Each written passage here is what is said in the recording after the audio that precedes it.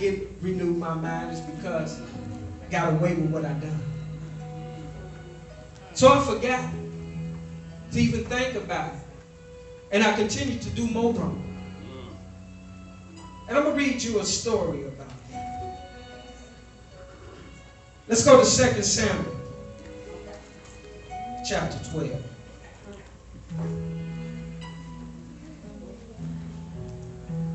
And I'm going to tell you about a man after God's own heart. And because we, men and women after God's own heart, we think we can do things and we can just walk away and they're not going to be dealt with. But I'm going to show you something this morning. You just can't do anything, lie about it, play about it, and then come back around and try to speak about it because it ain't right. Starting at verse 1. Then the Lord sent Nathan to David.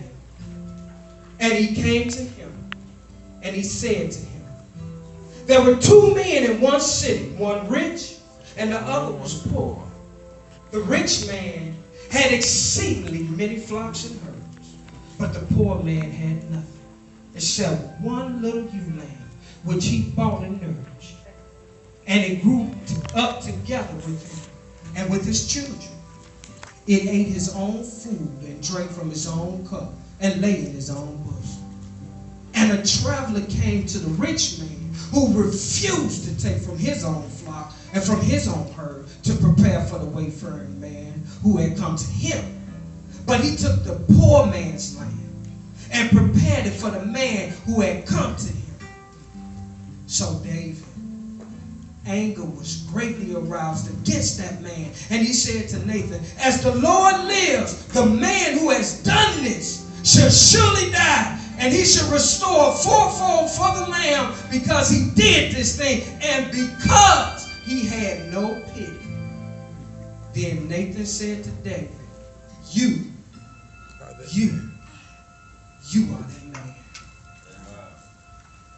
Thus says the Lord God of Israel, I anointed you king over Israel, and I delivered you from the hand of Saul. I gave you your master's house and your master's wife into your keeping, and I gave to you the house of Israel and Judah. And if that had been too little, I would have given you much more.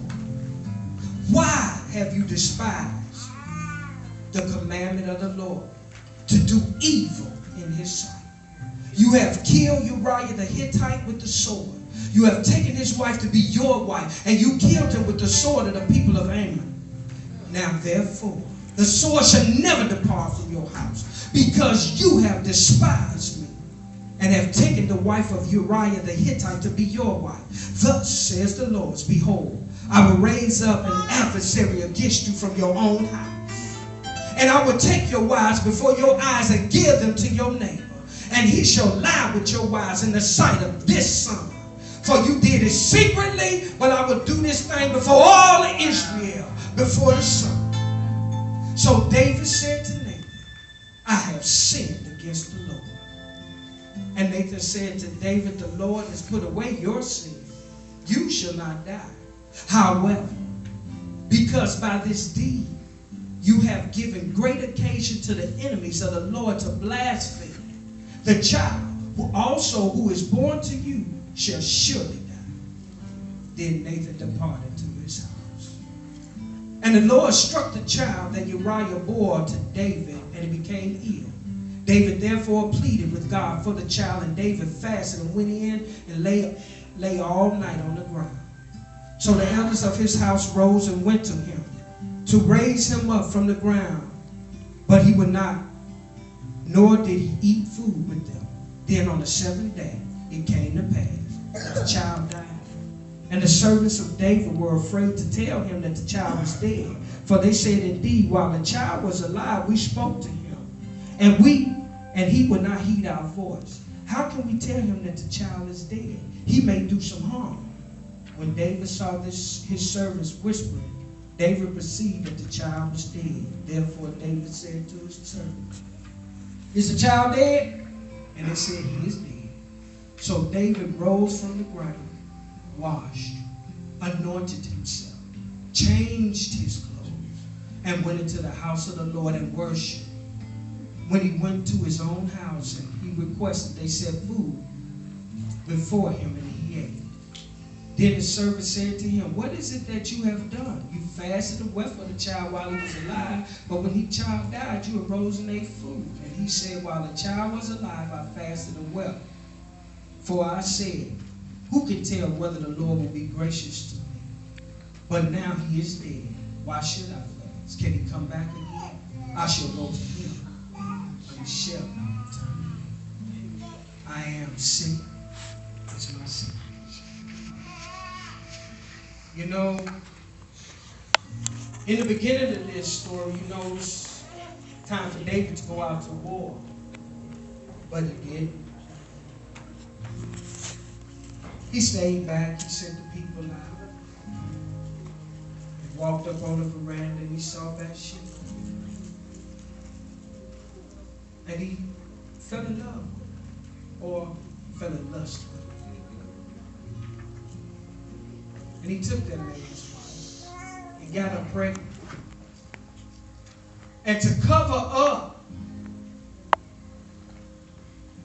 the pregnancy, he tried to send Uriah home, drunk, sleep with his wife.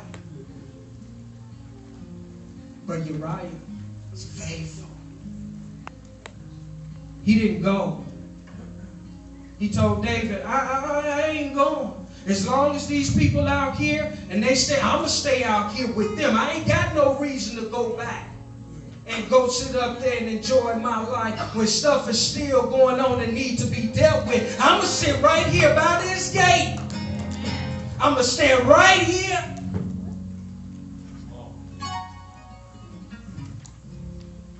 That didn't work. David, being the grimy person he was, he said to left, put that man on the front line. No, he couldn't fight like that. First shot killed that man. David thought he got away with it. God had went on with his life. Gave him, just like he promised. Gave him Saul's house, Saul's wife, everything that belonged to Saul, made him king over all